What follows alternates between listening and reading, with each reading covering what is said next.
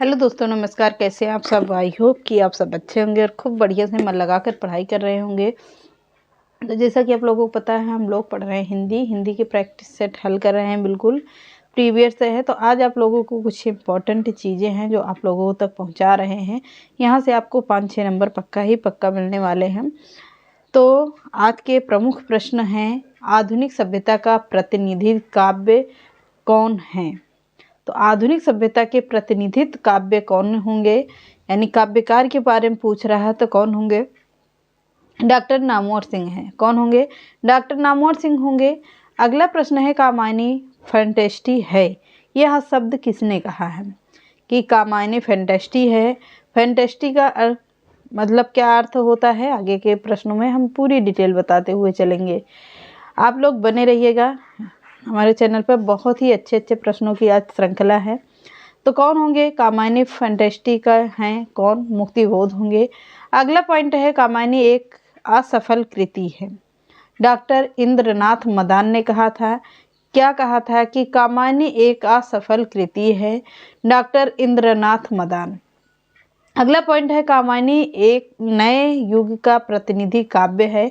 यह शब्द किसने कहा था कि कामायनी नए युग का प्रतिनिधित्व काव्य है? तो नंद दुलारे वाजपेयी ने कहा है। किसने? नंद दुलारे वाजपेयी ने कहा है। अगला प्रश्न है, कामायनी ताजमहल के समान है। तो कामायनी ताजमहल के समान है, यह शब्द किसने कहा है? तो सुमित्रा नंदन पंत ने कहा है। अगला पॉइंट है, कामायनी समग्रतः में समालोचोकित का विधान लक्षित करती है, यह शब्द किसने कहा है? तो मैंने कहा था आप लोगों से कि प्रश्नों की श्रृंखला बहुत ही ज़बरदस्त है और प्रश्न एक से एक आप लोगों को देखने को मिलेंगे जो आप लोगों की परीक्षा की दृष्टि से बहुत ही इम्पॉर्टेंट है। समालोकित विधान लक्षित करती है, कौन होंगे? डॉक्टर नगेंद्र। बिल्कुल नए नए प्रश्न हैं। अगला पॉइंट है, कामायनी विश्व साहित्य का 8वां महाकाव्य है। यह किसने कहा था? कि कामायनी तो है किसकी, पहले ये जान लीजिएगा। कामायनी है जयशंकर प्रसाद की। कामायनी एक महाकाव्य है किसका? तो जयशंकर प्रसाद का है। श्याम नारायण पांडे का है। किसका? श्याम नारायण पांडे का है। अगला पॉइंट है, कामायनी दोष रहित दोषण सहित रचना है, यह शब्द किसने कहा है? तो रामधारी सिंह दिनकर ने कहा है। किसने? रामधारी सिंह दिनकर ने कहा है। अगला पॉइंट है, कामायनी आधुनिक हिंदी साहित्य का सर्वोत्तम महाकाव्य है। कामायनी आधुनिक हिंदी साहित्य का सर्वोत्तम महाकाव्य है। किसने कहा है? तो हरदेव बिहारी ने कहा है। किसने? हरदेव बिहारी ने कहा है। अगला पॉइंट होगा, कामायनी मधुर रस से स्कित महाकाव्य है, राम रतन भटनागर। कौन होंगे? राम रतन भटनागर का है। क्या? कामायनी मधुर रस से इसकी कह रहा है कि मतलब मधुर रस इसमें भरा हुआ है और यह है किसने? महाकाव्य है। तो किसने कहा है? राम रतन भटनागर ने कहा है। अगला पॉइंट है, कामायनी विराट सामंजस्य की सनातन गाथा है। कामायनी विराट सामंजस्य की सनातन गाथा है, यह शब्द किसने कहा है? तो विश्वभर मानव ने कहा है। किसने कहा है? विश्वभर मानव ने कहा है। तो आज की श्रृंखला में आप लोगों को मैंने हर एक चैप्टर का क्या किया है, हर एक चैप्टर से प्रश्न उठाया है जो आप लोगों से प्रश्न पूछे जाते हैं। किसमें? पेपर में, परीक्षा में पूछे जाने वाले प्रैक्टिस है। केवल 1 लाइनर पॉइंट है जो आप लोगों की परीक्षा की दृष्टि से बहुत ही इम्पोर्टेंट है। गीतावली कब की है? तो यह है 1559 ईस्वी की। कब की? 1559 ईस्वी की। दोहावली कब का है? तो ये भी है 1559 ईस्वी का। तो दोनों रचनाएं कब की हैं? 1559। अगर पूछता है प्रश्न कि गीतावली कब की रचना है, तो 1559 ईस्वी की रचना है। और दोहावली अगर पूछ लेता है तो ये भी 1559 ईस्वी की रचना। हालांकि दोनों रचनाएं एक साथ नहीं देंगे क्योंकि टाइम उसका एक ही समय पर है, तो केवल देंगे कि या तो गीतावली देंगे या तो दोहावली देंगे। अगला है, दोहावली भाषा कैसी है? तो दोहावली की भाषा कैसी होगी? ब्रज भाषा में है। अगला है, गीतावली कब की रचना है? 1571 ईस्वी की रचना है। भाषा अगर पूछता है कि भाषा कौन सी है कृष्ण गीतावली में, तो ब्रज भाषा यानी कि ब्रज के गोकुल के आसपास की भाषाओं को ब्रज भाषा कहा गया है। तो कृष्ण से संबंधित अगर प्रश्न पूछा जाता है तो किस में होगा, ब्रज भाषा में ही होगा। अगला पॉइंट है रामचरितमानस कहाँ का है, अवध क्षेत्र का है। तो यहाँ की भाषा कैसी हो गई, अवधी भाषा। कब का है, 1574 ईस्वी का है रामचरितमानस। अगला पॉइंट है रामलला नछहु। रामलला नछहु यह भी एक अवधी भाषा का ग्रंथ है। कब का है, 1582 ईस्वी का है। इसमें सोहर छंद में नछहु लोकाचार के वर्णन किया गया है। इसमें सोहर छंद में नछहु लोकाचार को वर्णन किया गया है। भाषा कैसी है, तो भाषा है अवधी। अब अगला प्रश्न है विनय पत्रिका। विनय पत्रिका किसकी है, तो पहली बात तो है ये तुलसीदास की। कब की है, 1582 ईस्वी की है। भाषा कौन सी है, इसमें भी होगी ब्रज भाषा। कौन सी भाषा, ब्रज भाषा। अगला है जानकी मंगल। कब की रचना है, तो 1582 ईस्वी की रचना है। कब की, 1582 ईस्वी की है। सीताराम के विवाह से संबंधित रचना है जानकी मंगल। अगला है पार्वती मंगल में क्या होगा, पार्वती शिव पार्वती के विवाह से संबंधित है ये। भाषा है अवधी। और कब का है, तो 1582 ईस्वी की रचना है ये। अब अगला पॉइंट है कृष्ण गीतावली। कब की है, 1607 ईस्वी की रचना है। कब, कौन सी भाषा में है, तो यह है ब्रज भाषा में। किसमें, ब्रज भाषा में है। अगला है वैराग्य संदीपनी। वैराग्य संदीपनी है 1612 ईस्वी की रचना है। भाषा कौन सी होगी, अवधी अवधी भाषा है। अगला है बरवे रामायण। बरवे रामायण कहाँ का है, तो यह बरवे रामायण में 59 बरवे हैं, इसलिए इसको बरवे रामायण के नाम से जाना गया है।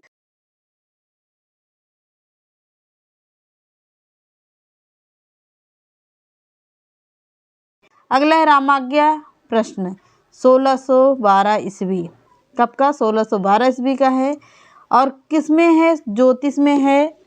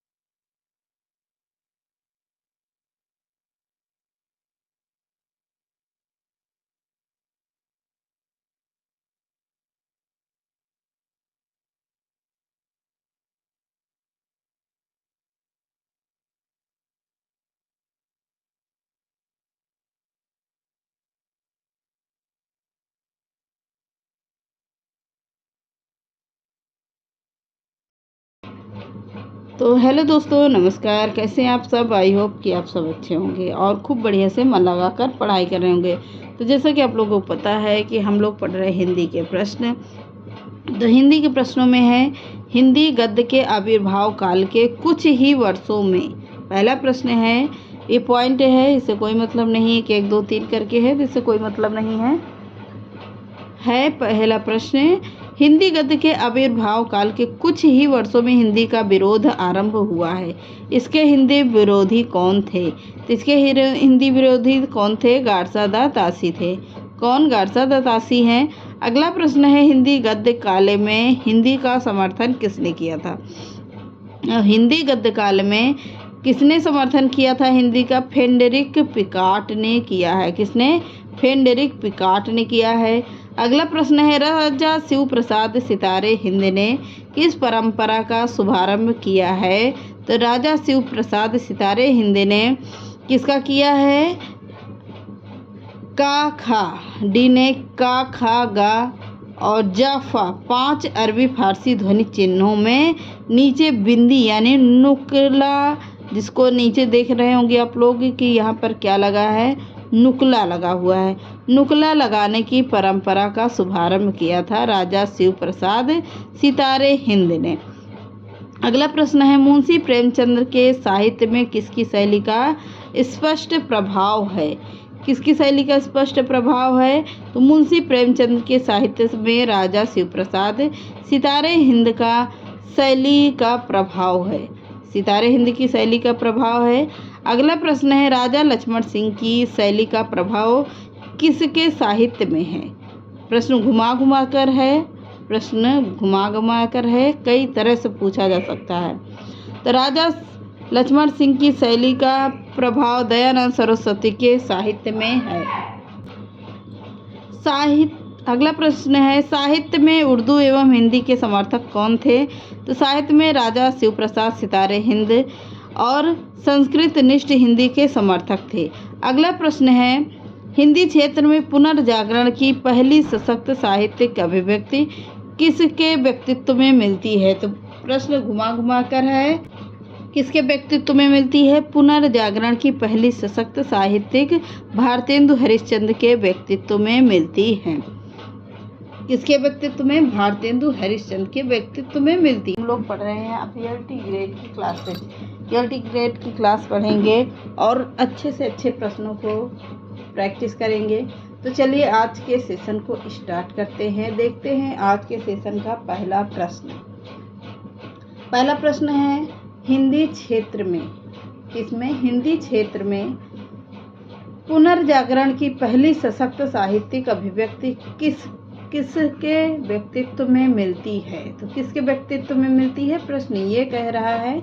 तो किसके व्यक्तित्व में मिलती है? पुनर्जागरण की पहली सशक्त साहित्यिक अभिव्यक्ति भारतेंदु हरिश्चंद्र के व्यक्तित्व में मिलती है। किसके? भारतेंदु हरिश्चंद्र के व्यक्तित्व में मिलती है। अगला प्रश्न है, तदीय समाज। तदीय समाज 1873 के संस्थापक कौन हैं? कौन है 1873 के संस्थापक? तो बाबू हरिश्चंद्र हैं। कौन होंगे? बाबू हरिश्चंद्र होंगे। अगला प्रश्न है, बाबू हरिश्चंद्र हैं। अगला प्रश्न है, भारतेंदु का सर्वाधिक महत्वपूर्ण नाटक कौन सा है जो सत्ता का विवेकहीनता का रूप प्रदर्शित करता है? जो सत्ता का विवेकहीनता का रूप प्रदर्शित करता है तो वह कौन होंगे? भारतेंदु का सर्वाधिक महत्वपूर्ण नाटक अंधेर नगरी है जो सत्ता की विवेकहीनता का रूप प्रदर्शित करता है। कौन सी है? अंधेर नगरी है। अगला प्रश्न है, भारतेंदु को हिंदी में साहित्य लेखन की प्रेरणा किससे प्राप्त हुई है? किससे प्राप्त हुई है?